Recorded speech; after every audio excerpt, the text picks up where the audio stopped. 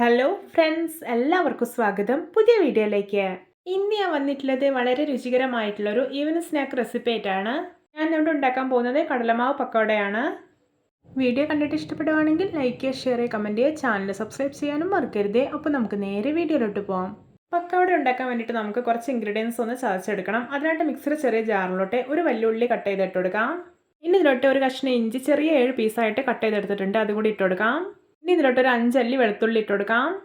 ഇനി ഇതിലോട്ടൊരു 3 പച്ചമുളക് ഇട്ട് കൊടുക്കാം. എന്നിട്ട് ഇതെല്ലാം കൂടെ ഒന്ന് ചതച്ചെടുത്ത് വരാം.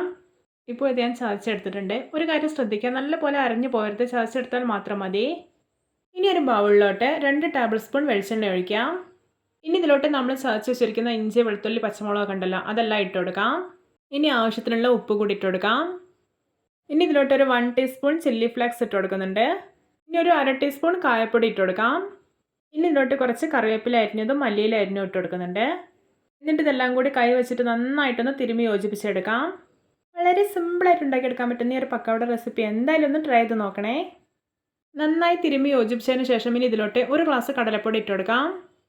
ഇനി പക്കോട നല്ല ക്രിസ്പിയായി കിട്ടാൻ വേണ്ടിയിട്ട് 3 ടേബിൾ സ്പൂൺ വറുത്ത അരിപ്പൊടി ഇട്ട് കൊടുക്കാം. ഇത് പത്തിരിക്കും ഇടിയപ്പത്തിനൊക്കെ എടുക്കുന്ന പൊടിയാണേ. ഇനി ഇതിലോട്ടൊരു 1/4 ടീസ്പൂൺ മഞ്ഞൾപ്പൊടി ഇട്ട് കൊടുക്കുന്നുണ്ട്. എന്നിട്ട് കൈ വെച്ചിട്ട് നന്നായിട്ടൊന്ന് കുഴച്ചെടുക്കാം. ഇപ്പോഴത്തെ മാവ് കുഴച്ചെടുത്തപ്പോൾ നല്ല തിക്കായിട്ടാണ് ഇരിക്കുന്നത്. ഇനി ഇതിലോട്ടൊരു 1.5 ടേബിൾ സ്പൂൺ വെള്ളം ഒഴിച്ചു കൊടുക്കാം. ഞാനിവിടെ ജാറ് കഴുകിയിട്ടുള്ള വെള്ളമാണ് ഒഴിക്കുന്നത്. ഇതിലോട്ട് ഓവറായിട്ട് വെള്ളം ഒഴിക്കേണ്ട ആവശ്യമില്ല. ഇതിൻ്റെ ഒരു കൺസിസ്റ്റൻസി എന്ന് പറയുന്നത് അത്യാവശ്യം തിക്കായിട്ട് തന്നെ ഇരിക്കണം. ഇപ്പോൾ ഇതാ മാവ് നല്ല പാകത്തിൽ തന്നെ കുഴച്ചെടുത്തിട്ടുണ്ട്. ഇനി നമുക്കിതൊരു 15 മിനിറ്റ് റെസ്റ്റ് ചെയ്യാൻ വേണ്ടിയിട്ട് മാറ്റി വയ്ക്കാം. ഇപ്പോൾ ഇതാ 15 മിനിറ്റ് കഴിഞ്ഞിട്ടുണ്ടെങ്കിൽ നമുക്ക് പക്കോട റെഡിയാക്കാം. പക്കോട ഉണ്ടാക്കാനുള്ള എണ്ണയൊക്കെ നന്നായിട്ട് ചൂടായിട്ടുണ്ട്. ഇനി നമുക്ക് കുറേശ്ശെ മാവ് എടുത്തിട്ട് എണ്ണയിലോട്ട് ഇട്ട് കൊടുക്കാം. ഒരു മീഡിയം ഫ്ലെയിമിൽ വെച്ചിട്ട് വേണം എണ്ണയിലോട്ട് മാവ് ഇട്ട് കൊടുക്കാനായിട്ട്.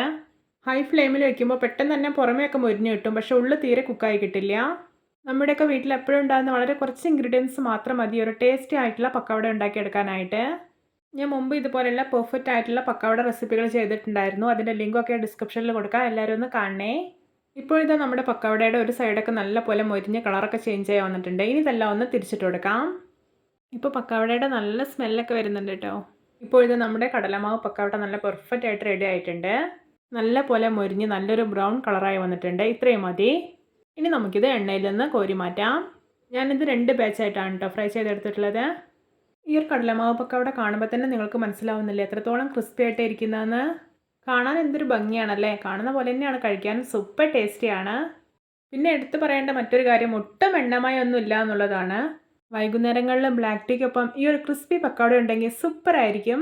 അപ്പോൾ എല്ലാവർക്കും എൻ്റെ രുചികരമായിട്ടുള്ള കടലമാവ് പക്കോട ഇഷ്ടപ്പെട്ടെന്ന് വിചാരിക്കുന്നു. ഇഷ്ടപ്പെട്ട ചാനൽ സബ്സ്ക്രൈബ് ചെയ്യുക, സപ്പോർട്ട് ചെയ്യുക. അപ്പോൾ ഇതുപോലുള്ള വെറൈറ്റി വീഡിയോകളായി നമുക്ക് വീണ്ടും കണ്ടുമുട്ടാം. Okay, bye bye.